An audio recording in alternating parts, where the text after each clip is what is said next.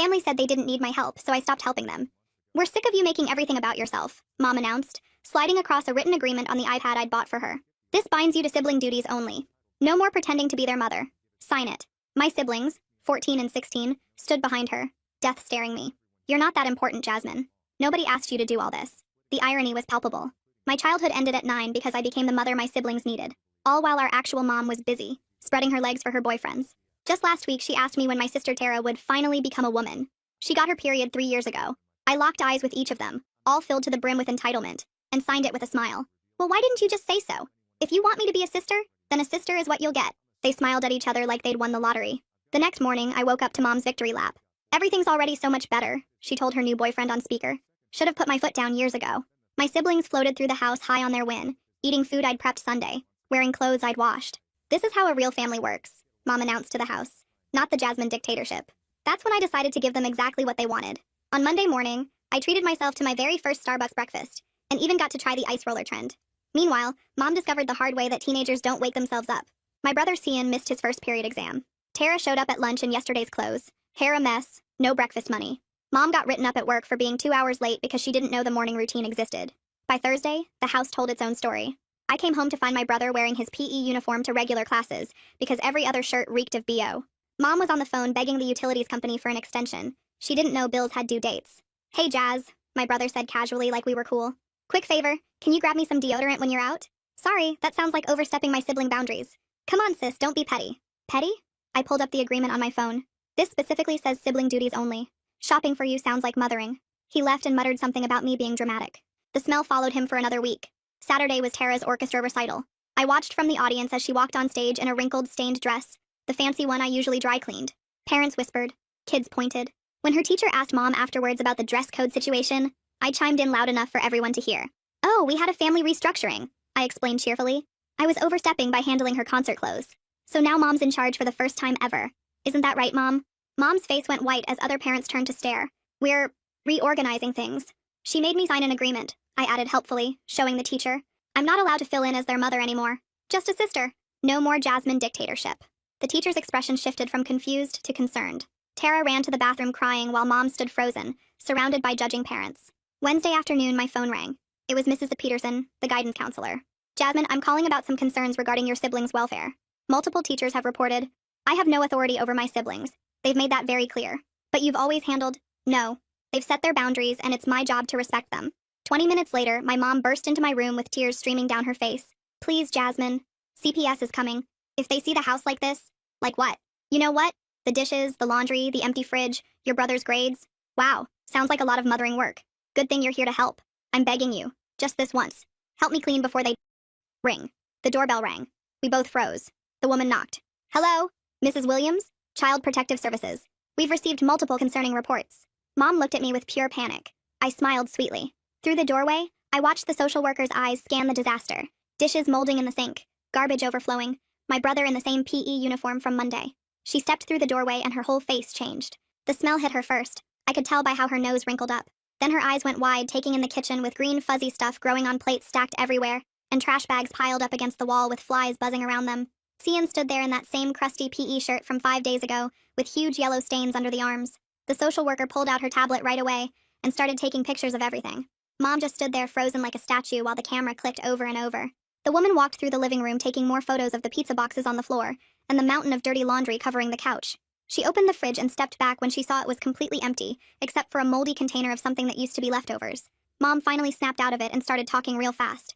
This is just a bad week. We're usually much more organized than this. The social worker turned to her with this look that said she wasn't buying it. Mrs. Williams, we've received multiple reports from your children's school over the past 2 weeks about ongoing concerns. She pulled up something on her tablet. Your son has been wearing the same clothes for days. Your daughter showed up to her recital in inappropriate attire. Both children have complained of hunger to their teachers. Mom's mouth opened and closed like a fish. I need to speak with each child separately, starting with Jasmine. She pointed to the dining room table that was actually clear because I'd been doing my homework there. Mom started to follow us, but the woman held up her hand. Privately, Mrs. Williams. We sat down and she gave me this soft look. Jasmine, I understand there's been some changes in your household recently. I pulled out my phone and showed her the agreement saved in my photos. My mom made me sign this 2 weeks ago. Her eyebrows went up as she read through it. She forced you to sign this? I nodded. She said I was making everything about myself, and that I needed to stick to sibling duties only. The woman typed notes on her tablet. What exactly were you doing before this agreement? I took a deep breath. Everything. She looked up at me. Can you be more specific? So I started listing it all out. I woke them up every morning at 6:30, made breakfast, packed lunches, made sure they had clean clothes, helped with homework every night, cooked dinner, did all the laundry, paid the bills online. Because mom doesn't understand the computer, scheduled their doctor appointments, went to parent-teacher conferences when mom was too busy. The social worker's fingers flew across her tablet screen. How long have you been doing all this? I did the math in my head. Since I was 9. She stopped typing. 9 years old? I nodded. Mom had a new boyfriend who didn't like kids around, so she was gone a lot. The woman asked about specific things, and I told her everything. How I taught Tara about her period when she got it because mom didn't even notice. How I had to forge mom's signature on permission slips because she never remembered. How I learned to cook from YouTube videos because we couldn't afford takeout every night and mom only knew how to make cereal. She asked to see Tara next, and my sister came in with her hair all tangled and wearing a shirt with food stains down the front. The social worker asked her how things had been lately, and Tara just burst into tears. I'm so hungry all the time, she sobbed. Mom doesn't buy groceries and I don't have lunch money and the only thing I know how to make is cereal, but we ran out of milk. She told the woman about the recital and how everyone laughed at her dress. Jasmine always made sure it was clean and pressed, but now nobody does it and mom didn't even know it needed to be dry cleaned. She admitted she didn't know how to work the washing machine or the stove, or even how to properly wash her hair because I'd always helped her with everything. Cian came in next, looking annoyed like this was wasting his time. The social worker asked him about his clothes situation. Yeah, I've been wearing this for a while, he shrugged. I don't know how to do laundry. She asked him to explain and he got defensive. Nobody ever taught me, okay? Jasmine always just did it. He told her about failing his exam because nobody woke him up and how mom didn't even know what classes he was taking. She tried to help with my math homework yesterday, but she didn't know what algebra was. The social worker asked about meals, and he said they'd been eating a lot of cereal and whatever snacks were left from before. I used the last of my birthday money on McDonald's yesterday. Finally, it was mom's turn and she went in there with her head high like she was gonna fix everything. We could hear parts of it from the living room. The social worker asking about schedules and mom not knowing what time school started. Questions about the kids' teachers and mom couldn't name a single one. Medical information, and mom didn't even know Tara's allergies, or that Kian needed glasses. Then mom's voice got louder. This is all Jasmine's fault. She's being vindictive because I made her sign that agreement. The social worker's voice stayed calm. Mrs. Williams, regardless of what Jasmine is or isn't doing, you are the parent here. Mom kept going on about how I was trying to make her look bad, but the woman cut her off. Can you tell me your son's grade level? Your daughter's shoe size? When their last dental appointments were? Silence. The social worker came back out and made several phone calls right there in front of us. Yes, we need immediate intervention, she said to someone. The home is uninhabitable. There's clear neglect. The children don't have adequate food or clothing. Mom started crying and grabbed at my arm. Tell them you'll help. Tell them this is just temporary. I looked at her calmly. You made me sign an agreement, remember? Within an hour, 2 more CPS workers showed up with clipboards and cameras. They went through every room taking pictures and making notes. They found the bathroom with black mold growing in the shower and toilet that hadn't been cleaned in 2 weeks. They documented the empty fridge, the overflowing trash, the mountain of dirty dishes. One of them found Tara's bloody underwear in her room from when she didn't know what to do during her period this week and just left them on the floor. They asked her about it and she started crying again, saying she didn't know how to handle it without me. The case supervisor arrived in a black SUV and looked at all the documentation. She was this older woman with gray hair who looked like she'd seen everything. After reviewing all the photos and notes, she turned to Mom with this serious expression. Mrs. Williams, based on what we found here today, we're placing both minor children in emergency protective custody. Mom fell to her knees, sobbing. Please, no, I just need more time to figure things out. The supervisor shook her head. Ma'am, your children are living in unsafe conditions without adequate care or supervision. The supervisor's words hung in the air for maybe 2 seconds before Mom collapsed onto her knees. She grabbed at the supervisor's pants and started sobbing these ugly, wet sounds that made everyone uncomfortable. The supervisor stepped back and motioned to the other workers who immediately went upstairs. I could hear them pulling suitcases from the hall closet and opening drawers in my siblings' rooms. Tara ran after them, screaming that they couldn't touch her stuff, but one of the workers gently blocked her path and explained they were just packing some clothes. Gian stood frozen in the living room doorway, like his brain couldn't process what was happening. His face went from confused to angry to scared in about 10 seconds. The workers came back down with 2 small bags that looked pathetic considering they held everything my siblings would have for who knows how long. Tara was full-on crying now with snot running down her face and her whole body shaking. She kept looking at me like I was supposed to fix this, but I just sat there with my hands folded. Cian finally snapped out of his freeze and started arguing with the supervisor about how this was all a misunderstanding. She calmly explained that the decision was made and they needed to come with her now. Mom suddenly lunged at me and grabbed my arm so hard her nails dug into my skin. Please, Jasmine, just tell them you'll help. Her face was inches from mine and I could smell the coffee on her breath. Tell them you'll take care of everything like you always do. I gently pulled her fingers off my arm one by one. You made me sign an agreement that I wouldn't parent them anymore.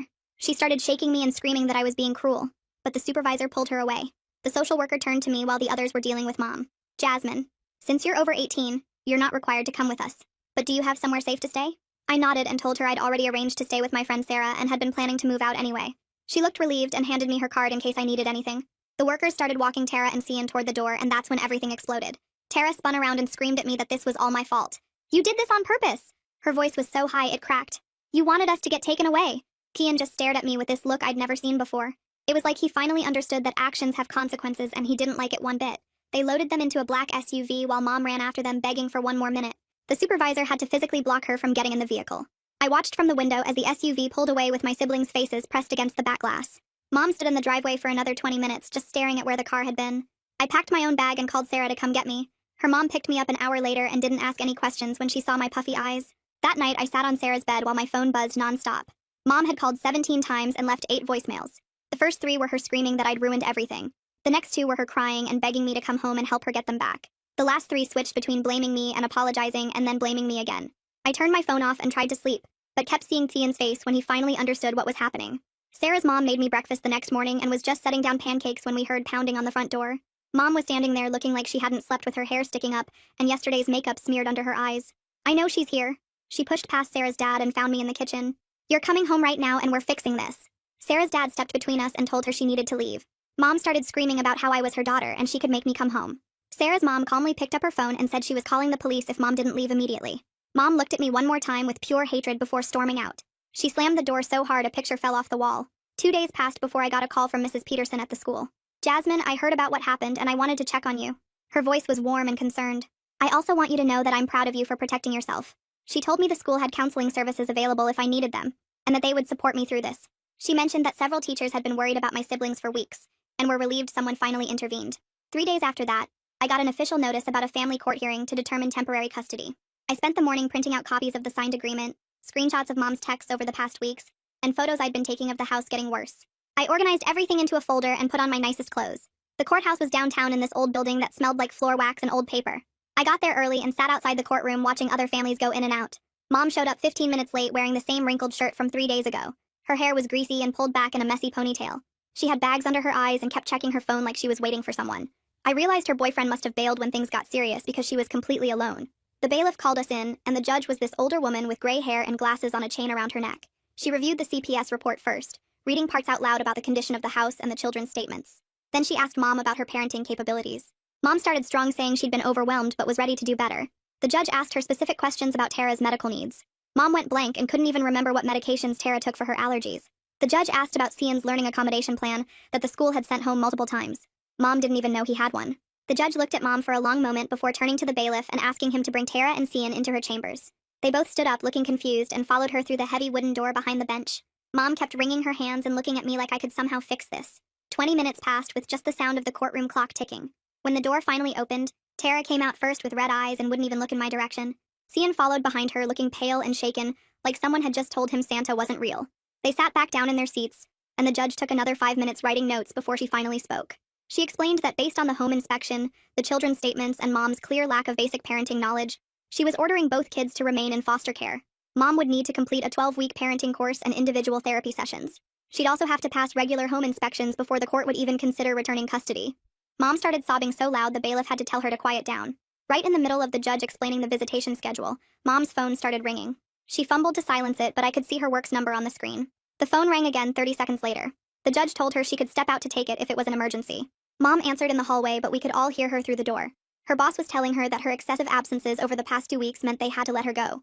She tried explaining about the court case, but they said she'd already used up all her sick days and vacation time. Mom came back in looking like she'd been punched in the gut. The judge wrapped up by setting the next hearing date for 3 months out and dismissed us. I walked out first and was heading to the parking lot when I heard someone calling my name. A woman with graying hair and Mom's same nose was walking toward me. It was Mom's sister, the aunt I hadn't seen since I was maybe 10. She said she'd heard about everything from a cousin and came to see if it was really as bad as people were saying. She told me she had no idea things had gotten this bad and felt terrible for not checking in more. Her house had a spare bedroom and she wanted me to come stay with her. I thanked her but explained I needed to focus on my own life now after spending 9 years raising my siblings. She nodded like she understood and handed me a piece of paper with her phone number, saying to call if I changed my mind. Mom walked past us without saying anything, just shooting me a look full of hate. A week went by and I was at my job at the bookstore when my coworker mentioned seeing Kian at the grocery store with some older couple. She said he looked miserable and was arguing with them about something. Later that day, I got a text from one of Tian's friends saying they were in different foster homes on opposite sides of town. Tian was apparently struggling with all the rules like set bedtimes and chore schedules. The friend said Kian kept complaining about having to ask permission for everything when I used to just handle stuff without making it a big deal. 2 days after that, I got an email from Tara's orchestra teacher. She wanted to let me know that Tara had to drop out of the program because her foster family lived 45 minutes away from the school. The teacher wrote that she was really sad to lose such a talented student and wondered if there was any way to work something out. I wrote back explaining I wasn't Tara's guardian anymore, and she'd need to contact CPS about it. The teacher responded saying she understood, but it was such a shame because Tara had real potential. That weekend I was doing homework when Mom called me crying. She'd just finished her first parenting class and couldn't believe how much she didn't know. They'd spent 2 hours just on child development basics, and she realized she didn't even know what was normal for a 14 and 16-year-old. She said the instructor asked everyone to share their morning routine with their kids, and she was the only one who didn't have one. She begged me to help her understand some of the stuff they were teaching, but I told her that defeated the whole purpose of the classes. She hung up on me. I started focusing on my own life for the first time since I was 9. I got more hours at the bookstore and started putting money aside for college. I found out I could still apply for spring admission at the state school and started working on my application essays. One of my coworkers mentioned a support group for people who'd been parentified as kids, and I decided to check it out. The meeting was in a church basement on Tuesday nights. There were 8 other people there, all different ages. The facilitator had us go around and share a little about our situations. One woman talked about raising her 4 younger brothers while her mom worked 3 jobs. A guy my age described taking care of his disabled sister since he was 7 because his parents couldn't handle it.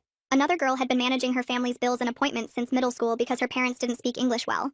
When it was my turn, I told them about the agreement and everything that happened after. Nobody looked shocked or judged me for letting my siblings go into foster care.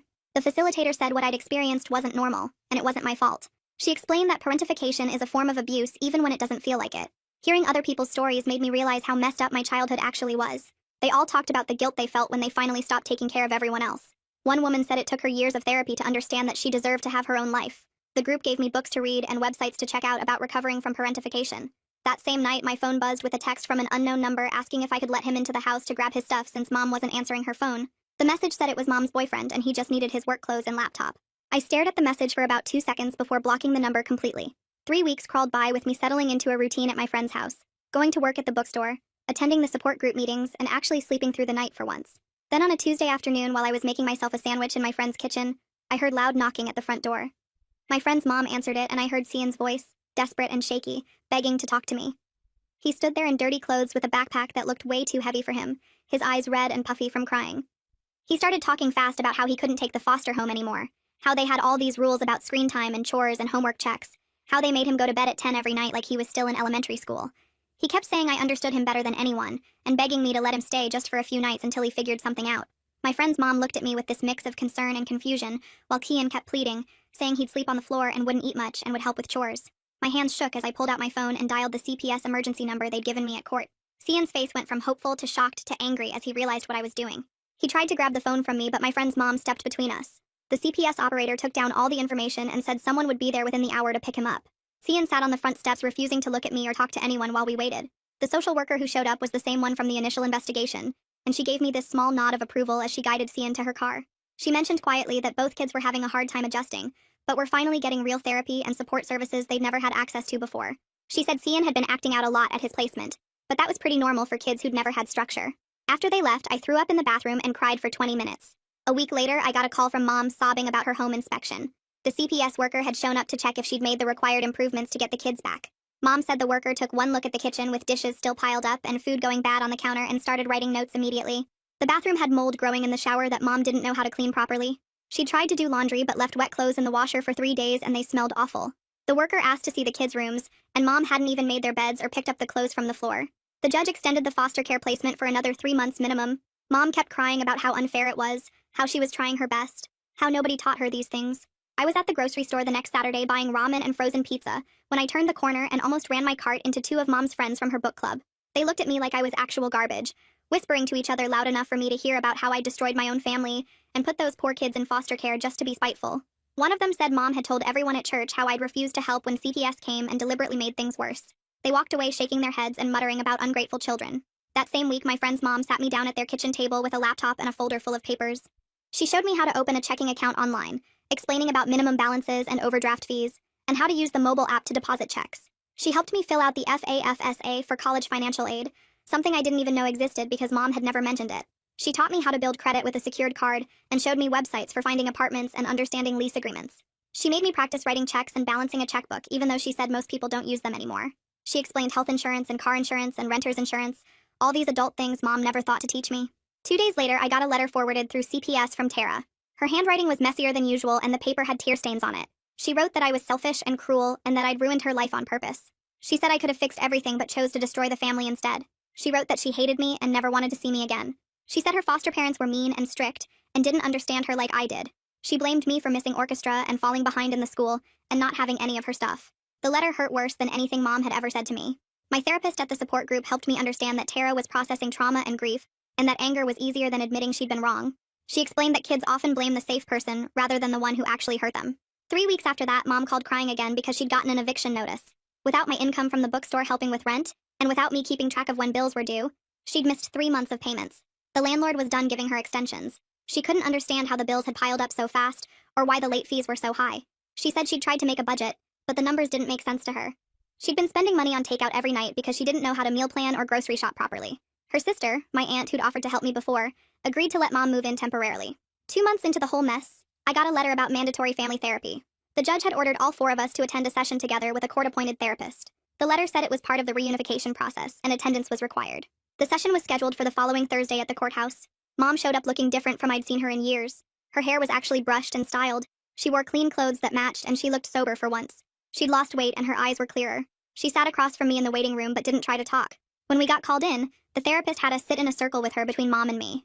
Tara and Cian sat on the other side looking uncomfortable and angry. The therapist started by asking Mom to share what she'd learned in her parenting classes. Mom talked for 10 minutes about child development and age-appropriate expectations, and how she realized she'd never known what kids actually needed at different stages. Then the therapist asked her directly about my role in the family before everything happened. Mom got quiet and stared at her hands for a long time. Finally, she looked up at me with tears running down her face and said the words I'd waited 9 years to hear. She admitted that she'd forced me to be the parent, that she'd stolen my childhood, that she'd been selfish and neglectful and wrong. She said she understood now that what she'd done to me was abuse, even though she hadn't hit me or meant to hurt me.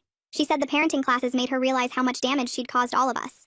It was the first time she'd ever taken real accountability for anything, but sitting there listening to her, all I felt was empty because it was way too late for apologies to fix what she'd broken. The therapist turned to Tara next and asked her to share how she was feeling about everything. Tara's face crumpled and tears started rolling down her cheeks as she looked at me with this mix of pain and anger that made my chest tight.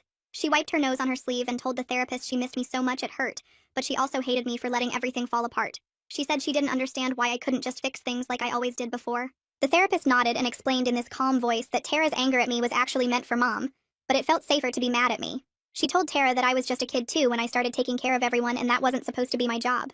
Tara kept crying harder and harder until she was making these little gasping sounds. The therapist handed her tissues and waited for her to calm down before turning to Cian. My brother sat there picking at a hole in his jeans and wouldn't look at anyone. The therapist asked him 3 times before he finally mumbled that he knew what they did to me was messed up. He said he knew I was basically raising them while Mom did nothing, but he didn't want to give up having someone do everything for him. He looked at me for maybe 2 seconds and said sorry, but I could tell from his voice he was mostly just sorry his easy life was over. The therapist wrote notes on her clipboard for what felt like forever before looking up at all of us. She recommended we all continue with separate therapy before trying to be a family again. She said Mom needed to prove she could actually parent, and I needed time to figure out who I was without taking care of everyone. Mom nodded and promised she'd do whatever it took to get the kids back while I made it clear I wouldn't be coming back no matter what. The session ended with the therapist scheduling individual appointments for everyone and reminding us this would be a long process. 2 weeks after that session, I got home from my job to find a thick envelope from the state university waiting for me. My hands shook as I opened it and read the acceptance letter offering me a full scholarship based on my grades and the essay I'd written about my situation. I sat on my friend's bed staring at the letter because I never thought I'd actually get to leave and start fresh somewhere new. My friend's mom found me crying and hugged me while I showed her the letter. She helped me fill out all the housing forms and even drove me to campus for orientation day. The scholarship covered everything including books and meal plans, which meant I could actually focus on the school instead of working 3 jobs. Meanwhile, Mom kept going to her parenting classes every Tuesday and Thursday at the community center. She called me once to say she'd passed her first test about child development milestones. I could hear in her voice she was proud of herself for learning what temperature to wash clothes at and how to check if meat was cooked through. 6 weeks after the kids got placed in foster care, she passed her second home inspection at my aunt's house. The judge reviewed all her progress reports and approved supervised visits with Tara and Cian starting the next Saturday. Mom showed up 15 minutes late to the first visit because she got lost finding the supervision center. The social worker had to remind her twice about the rules like no discussing the case or making promises about when they'd come home. Tara spent most of the hour showing Mom her math homework, while Cian played on his phone and barely talked. The second visit went better with Mom remembering to bring snacks, but she forgot Tara was allergic to peanuts and brought peanut butter and jelly sandwiches. The third visit she showed up on time with safe snacks, but couldn't help Cian with his history project because she didn't know anything about the Civil War. She kept mixing up dates and which side won what battles until Cian got frustrated and stopped asking. After 2 months of supervised visits, the judge reviewed everything again and decided Mom could have the kids on weekends. They'd stay with their foster families during the week where they had structure and homework help, but spend Friday night through Sunday with Mom. The first weekend, Mom picked them up 2 hours late because she forgot what time school ended. She didn't know Tara had orchestra practice on Saturdays, or that Kian had a job at the grocery store on Sunday mornings. 3 months passed with this schedule, and Mom slowly got better at remembering their schedules, though she still messed up sometimes. The judge decided the arrangement was working well enough to continue. The kids had stability during the week with foster parents who knew how to help with homework and get them places on time. August came, and I packed everything I owned into 2 suitcases and a backpack for college. My friend's parents drove me to campus and helped me carry my stuff up to the 3rd-floor dorm room. My roommate was already there unpacking what looked like her entire bedroom from home, including string lights and throw pillows. She complained that her mom had already called 4 times that day to check if she was settling in okay. I just nodded because I couldn't relate to having a mom who cared that much. That first week of classes felt like stepping into a different world where nobody knew my story. I could just be a normal college kid worried about picking classes and finding the dining hall. 3 weeks into the semester, I got a notification on Instagram from Tara. She'd sent me a photo of herself standing next to a washing machine with a caption saying her foster mom taught her how to separate colors from whites. It wasn't much, but I appreciated that she wanted to share this moment with me after everything. I liked the photo and commented with a heart emoji. A month later, Cian messaged me on Facebook asking if I could look over his college application essay. He started typing that he needed help with the grammar, but then stopped and sent another message saying, never mind, because he remembered I wasn't supposed to help anymore. We both sent those crying, laughing emojis, and something about acknowledging how weird everything had become made it feel a little less heavy. 2 months passed with Mom keeping to the weekend schedule and actually showing up on time more often than not. The social worker's reports kept mentioning small improvements like Mom remembering to pack lunches and asking about homework, even if she couldn't help with it. The judge looked over everything at the next hearing and decided Mom could have them for the whole spring break week to see how she handled it. I watched from my dorm room as Tara posted photos of them at the park, and Cian shared a video of Mom trying to make pancakes from scratch instead of a box. The pancakes looked terrible, but they were all laughing about it, which was something I'd never seen before. When the week ended without any major disasters, the judge signed off on full reunification starting after the school year ended. Mom had to keep going to therapy and parenting classes, but the kids would be living with her full-time at my aunt's house. My aunt had basically taken over making sure bills got paid and groceries got bought while Mom focused on learning how to actually parent. 3 weeks after they moved back, I got a text from Mom asking if I wanted to come for dinner on Saturday. I stared at my phone for 20 minutes before typing, yes. The drive to my aunt's house felt weird because I'd never been there as just a visitor before. When I walked in, the smell hit me first. Actual food cooking instead of takeout containers everywhere. The living room had toys scattered around, but not the disaster zone it used to be. Mom came out of the kitchen wearing an apron I'd never seen before with flour in her hair. She'd made spaghetti from a jar with garlic bread from the freezer, but the table was set with real plates and everyone had napkins. Tara showed me her report card after dinner and pointed to each grade like they were trophies. 2 C's, 3 B's, and 1 A- in art class. She explained how she had to actually study now instead of me doing everything, but her foster mom had taught her how to use flashcards. The grades weren't as good as when I did her homework, but she'd earned every single one herself. Cian pulled out his phone to show me photos of the grocery store where he worked stocking shelves 3 nights a week. He'd saved $400 already, and found a used Honda he wanted to buy once he had enough. His manager said he was one of the most reliable workers they had, which made him proud in a way I'd never seen before. After dinner, Mom asked if we could talk outside while the kids did dishes, which was apparently their new chore schedule. She sat on the porch steps and started crying before she even said anything. She told me her therapist had helped her understand what she'd done to me, and how she'd stolen 9 years of my childhood. She said she was sorry for making me be the mom when I was just a kid myself trying to survive. She admitted she didn't even remember half of my childhood because she was too busy with boyfriends and partying to pay attention. Her hands shook as she explained how the parenting classes made her realize all the basic stuff she never knew, like checking homework folders and making doctor appointments. She said watching other parents in the class made her see how much she'd failed all of us, but especially me. I didn't know what to say, so I just sat there listening to her list all the things she wished she could take back. When we went back inside, Tara was waiting by the door looking nervous. She asked if she could hug me, and when I nodded, she wrapped her arms around me tighter than she ever had before. She whispered that she was sorry for being so mean, and for not understanding what I'd been doing all those years. Her foster mom had explained that I was just a kid too and shouldn't have had to raise them. She said she understood now why I had to let everything fall apart, and thanked me for being brave enough to save myself even when it meant they had to suffer. She pulled back and showed me a bracelet she'd made in therapy with beads that spelled out sister. She'd made one for herself too, so we could match like real sisters were supposed to. Cian came over and did that awkward guy thing where he punched my shoulder lightly and said thanks for making them all grow up. He admitted he knew what they were doing to me was wrong, but he liked having someone else handle everything so he didn't have to. He said losing everything made him realize how much I'd been carrying, and how unfair they'd all been to expect it. 6 months had passed since that first CPS visit, and nothing was perfect, but everything was different. Mom knew how to make 5 different dinners now, even if they were all simple things like tacos and spaghetti. The kids did their own laundry and homework without anyone standing over them.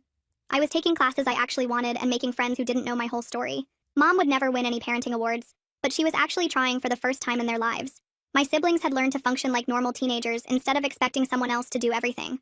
And I'd learned that protecting myself wasn't selfish, but the most necessary thing I'd ever done for all of us. Well, that's gonna wrap it up for me today. Kinda makes you stop and think about things, huh? Appreciate you hanging out and wondering through it all with me. Subscribe for more content like this.